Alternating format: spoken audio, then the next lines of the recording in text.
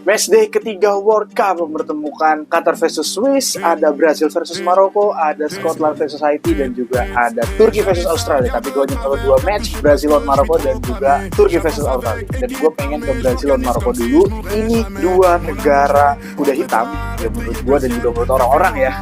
Dan ternyata Brazil di match pertama tidak menerapkan permainan yang cukup bagus ya. Gitu. Maksudnya mereka mungkin ada demam panggung, mereka mungkin agak gugup, mereka mungkin agak nervous, dan semua yang mereka lakukan di atas lapangan tadi tidak berjalan dengan semestinya. Casemiro bermain tidak cukup bagus, Lucas Paqueta banyak melakukan kesalahan-kesalahan elementer, dan gue rasa satu-satunya kesalahan Carlo Ancelotti di Piala Dunia kali ini bersama Brazil adalah tidak membawa João Pedro. Mungkin kalau misalkan dipasang di ujung tombak dari Brazil tadi adalah João Pedro, mungkin secara permainan akan lebih ngalir dan banyak peluang-peluang yang bisa dikonversikan menjadi gol. Tapi sayang sekali itu kesalahan besar dari Ancelotti, dan kita akan lihat Brazil bisa melaju sejauh apa. Dan ini yang menarik, dan ini mungkin salah satu kejutan pertama yang ada di Piala Dunia kali ini, yaitu Australia berhasil menghancurkan Turki di match pertama World Cup kali ini dengan skor 2-0. Ya maksudnya kan banyak yang bilang bahwa di Turki ini banyak bintang-bintang muda, ada Arda Güler dari pemain muda berkualitas bertalenta dari Real Madrid. Gua akuin bermain cukup bagus. Tapi yang satu ini nih, si Kenan Yildiz baru main di babak kedua. Terus juga kata fans-fans dari klub Juventus, ya Kenan Yildiz ini merupakan star boy dari Juve. Tapi sorry to say, di match kali ini gua tidak bilang Kenan Yildiz bermain bagus, bahkan mungkin tidak lebih bagus dari Alejandro Garnacho-nya Chelsea.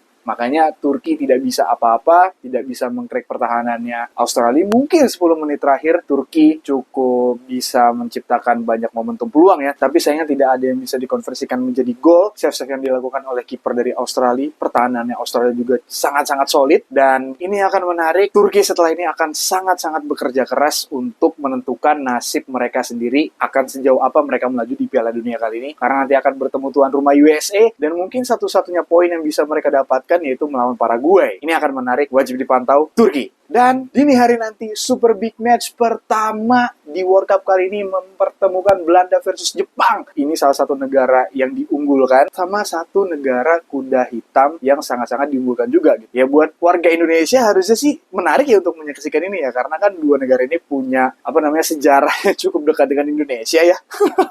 Jadi penasaran pertandingan nanti akan seperti apa? Gua yakin pertandingannya akan sangat-sangat seru. Menurut kalian hasil akan gimana? Tulis di kolom komen.